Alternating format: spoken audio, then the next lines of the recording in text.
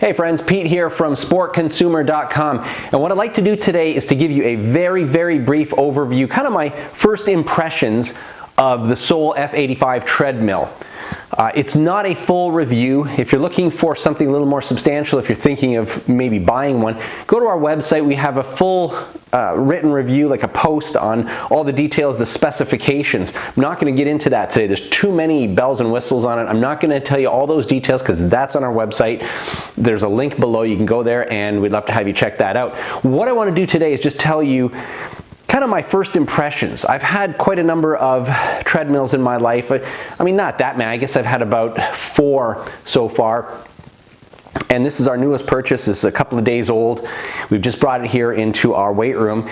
And there are some impressions I have, and it might be helpful for you to know what they are if you're thinking of maybe buying this machine. So first off, I thought that right over there, you can kind of see on the edge of the shot, you can see another treadmill. It's a Health Rider H70T. I thought that it was a substantial machine, and it kind of is, but the Soul F85 is a step above. I mean, it has to be. The Health Rider cost me about, it was under $1,000, and it's a pretty good machine. It's bulky, it works well, but the F85 is like over $3,000. Is it really worth it? Seriously? Why would you pay more than 3 times as much for a machine? What are you getting out of that? So that's kind of one of the things I wanted to. I got a good deal on it. So I jumped at the opportunity to get it because the Health Rider was at the end of its life. It's had a lot of work done on it. It's showing its age, and so we thought we'd get a new one. But what's the right one? So if you look at some of our other videos, we just made a video recently of how we got this thing into the sunroom. I'm 170 pounds. My wife is a lot smaller than me, and we're not like super ultra strong, and so it was quite a challenge. This machine weighs just a little over 300 pounds. That's insanity. Like, how do you even move this thing around? We picked it up from the store and drove it home, and we moved it around. It was a tough haul. So that kind of gave me an idea of what's going on here. This is a quality machine. I just assume the heavier it is, the more kind of health clubby it is. And so I got it into place, and my impressions were not mistaken. It doesn't move. I'm shaking it here, and I can barely move it, where the Health Rider, it's just floppier because it's a lot lighter. I can move the Health Rider myself. This, I could barely move just the base with my wife's help, and using those forearm straps, you know, those big orange straps that you can carry things. Well, that's what I was using, and it was still hard. So yes, it is a very solid machine. The deck is just bigger and longer than the Health Rider and other machines that I've owned. And not only that, but really quiet. I can't express how happy I am for the sound level that I get out of this, because I've never had it so quiet from any other machine I've had. But the other thing that is interesting to note is that it's got a lot of stuff here on the control panel. It extends way up. It's got way up here. It's got a tablet and cell phone holder, but you can also hold something down in the this area. It's got an LCD panel, which no treadmill I've ever had has had, and just all your standard controls, your hand grips for your pulse. It has speed controls on the bars here, on the side bars. But I said I wasn't going to get into those things, and I'm not, but I mentioned that just to say that when you look at it, it does look like something that would be in a health club. It's got another level down here for storage, and again, is that worth over $3,000? What are you getting? Well, you're getting a way better motor, 4 horsepower motor, way better than most, and you're getting just componentry that is better. I know a lot about bikes, like road racing bikes, 10 speeds, that sort of thing, and you can get bikes at Walmart for $100, and at a quick glance it looks the same as a racing bike that you would see in the Tour de France, which costs well over $10,000 compared to $100. What's the difference? Well, everything is the difference. From the materials to the details of the componentry, the actual metallurgy that's involved. I mean, everything is different. I mean, one of the other things is with, most machines, less expensive ones, you're not going to get a separate heart rate monitor, chest strap, for example, that's integrated here. So there's a whole bunch of little things. You can read about that on our website. It's not perfect, right? I'm not here going, this is the best thing in the world. But there are a few things that are, kind of good and bad. I mentioned a few good things. Let me show you this. This is kind of neat. In any other machine I've had, when you want to fold it up, you gotta like really kind of pick it up with all your strength, and then kind of walk it into place, and then apply a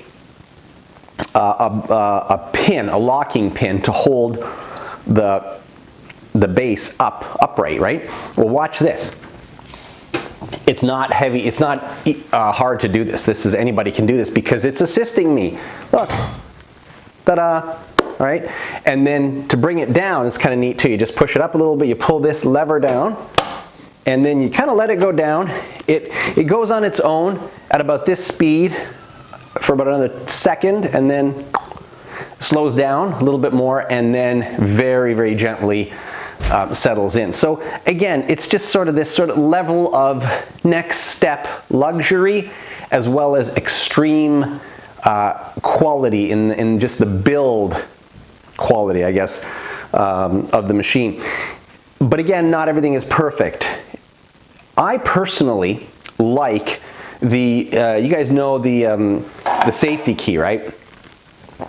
So you clip this to your body, and in case you fall off the machine or you kind of go off the end, it will pull out a safety key. Pretty much every treadmill in the world has that. Well, even in my cheaper machines in the past, the key itself is attached magnetically. And it's nice. It just clicks right into a little socket, and it just seems like that's how they all should be.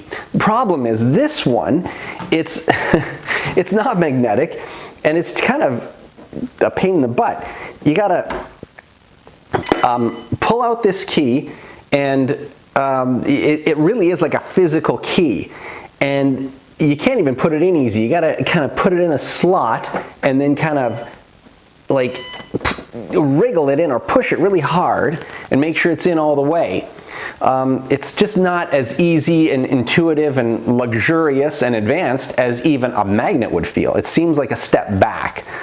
So it's not the biggest deal in the world. I'm just saying it's one of those things.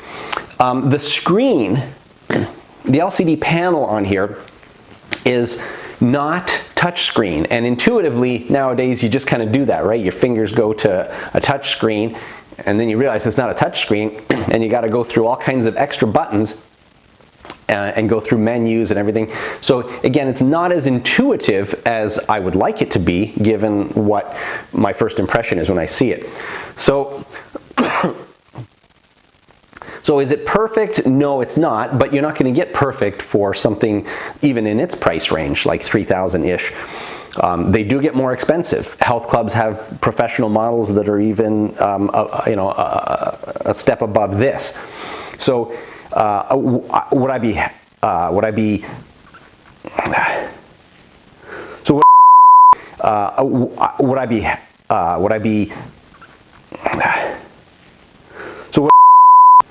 would I be comfortable in recommending this to a health club?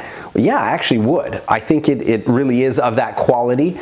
The manual comes with a maintenance schedule for different things that should be done at what time intervals, like an automobile. So it's a serious machine, but it's not the best you can buy. I think it's a very good deal. That's why I bought it, and that's why I do recommend it. But is it the best in the world? No. Wouldn't say it's the best. It does have a USB charging port, which is kind of cool, and you can plug in your MP3s as well as your headphones, although you may as well just put your headphones into your iPhone. That's what I do. I just do it wirelessly, and everything is just sort of more seamless. Nothing gets caught when I'm running.